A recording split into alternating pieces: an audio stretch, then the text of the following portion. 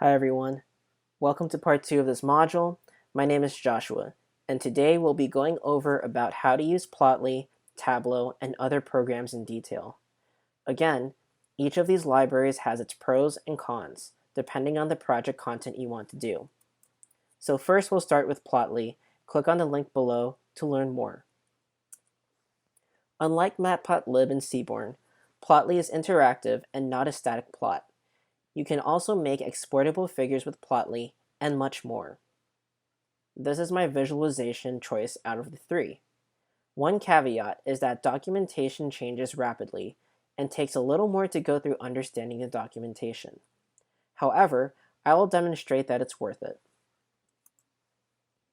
One neat feature about Plotly is that it can be used both offline and online.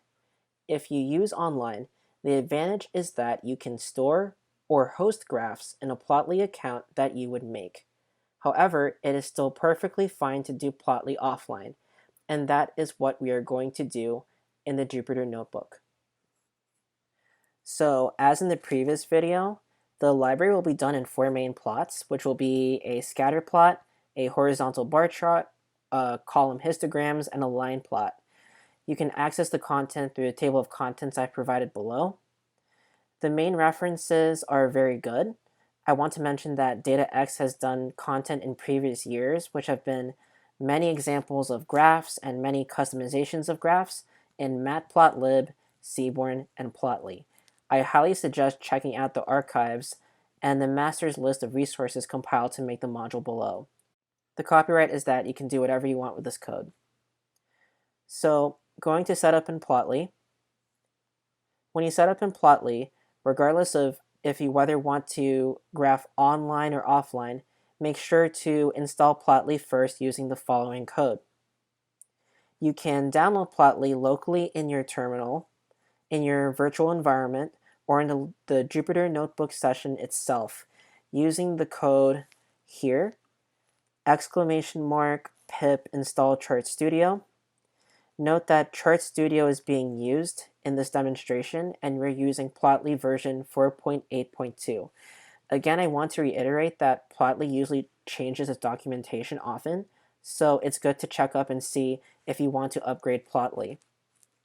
So I'm going to go through using Plotly online first. So when you use Plotly online, you have to create a free account to get started. Graphs are saved inside your online Chart Studio account, and you can control the privacy. Public hosting is free, but private hosting you need to pay a fee. So you do import Chart Studio after you install the package, and then you run chartstudio.tools.setCredentials. You have a username and API key, but these are individual for each person, so you have to sign up for an account. So when plotting online, the advantage is that the plot and the data will be saved to your cloud account. You can do 2 options here when you're showing the graph. You can use py.plot to return the unique URL and optionally open the URL. You can use ply.iplot to display the plot in a Jupyter Notebook instead. You can check out the code below to do an example. You can also use Plotly offline, which is how we're going to be doing our demonstration. So there's 2 options that you can do. You can use the .write.html function here to create a standalone HTML document that's opened in your browser that is saved locally. And you can also use .show when working offline in a Jupyter Notebook to display the plot in the notebook. So the plot will show up in the notebook itself. You can also run this code to find out the example. And then a helpful tip, which I think is useful, is to call the help function. So if you call help plotly.io.write.html, here is some documentation that tells you about what parameters you can put inside. So just like the help function when you use Matplotlib or Seaborn. So I'm excited to show you this example in detail. So we're going to make a scatter plot just like the Matplotlib and Seaborn notebook. You first establish your variable from the Airbnb dataset, and then this is the key line here. You do go.figure, and then you put in the type of plot you want to use. So you do go plot scatter, and then you put in your arguments x equals x vals, y equals y vals, and for a scatter plot specifically, you have to put mode equals markers.text. Again, this is the Pythonic way of coding. So you define a variable that is associated with the plot. When you run this cell, this will generate its own HTML tab where the plot will be. So let's run this cell. As you can see, it's creating its own tab. And here's the plot.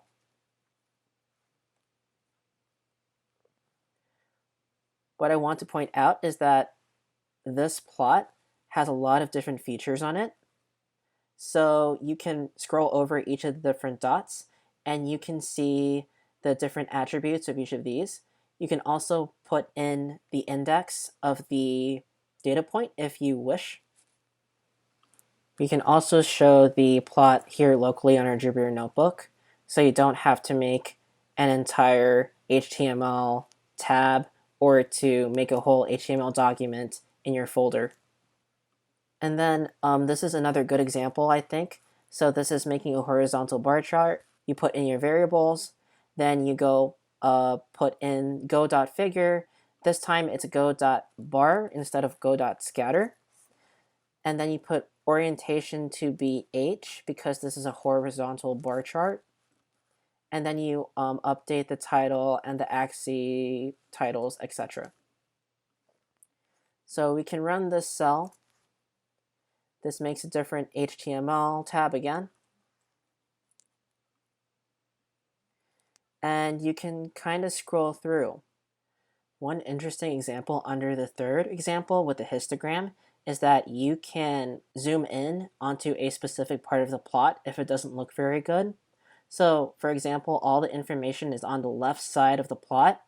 What you can do is click on this magnifying glass called zoom, click on that, and then you can drag here which part you want to see. So I want to see this part of the histogram. And as you can see, it's a little better looking. Again, there are some outliers here in this specific plot. However, that's just a tool I just wanted to show. If you zoom out, you can also reset axes again. So there's a lot of different tools here. And that's why I like Plotly a lot, is because you can see different parts of the graph and different parts where you really can't understand, like some of the numbers just visually, just looking. I just can't see some of the numbers. But if I zoom in or if I do one of these tools, then I can see it much better visually. And then finally, here's a line plot. Again, this is where Plotly comes in handy because what it does is that you can see the different dates. So it automatically creates the date for you. And then you can scroll over different plot points in time. And you can see, for example, October 28, 2020, the price of the average Airbnb listing was $255 roughly. So it's easy to kind of just scroll at different points in the graph and the line plot and see what you want to see. So if you're not a big fan of Plotly and you want to use other libraries, here are some other libraries that I encourage you to check out. So one of them is Bokeh. It's also an interactive visualization Python library. It provides elegant and concise construction, so it's kind of the same as Plotly, except some little visual changes are made here. It can also be used in Jupyter notebooks, and you can also make separate HTML tabs. There's an example attached to this document as well. D3.js is a little different. So instead of Plotly, Bokeh, Matplotlib, etc., those are all libraries that are used in Python. D3 is a framework that's used with web development languages. So if you're familiar with HTML, CSS, JavaScript, so these are all languages that could create visualizations under that framework. However, if you're not familiar with those languages, it's a bit of a high learning curve. However, if you are very familiar with these development languages, I highly recommend that you check those out.